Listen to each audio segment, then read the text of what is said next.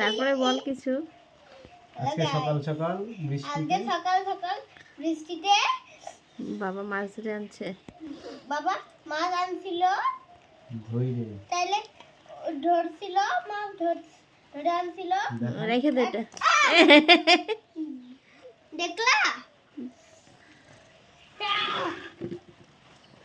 এরা ভেবে যে কটা মরার মতো দেখা যাচ্ছে। না ওগুলা মরা না।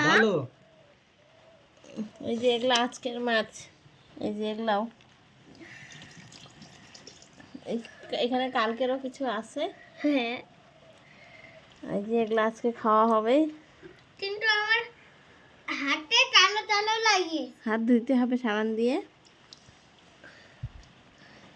বাতিতে বোঝা যাচ্ছে না বেশি। হ্যাঁ অনেক মাছ আছে কিন্তু।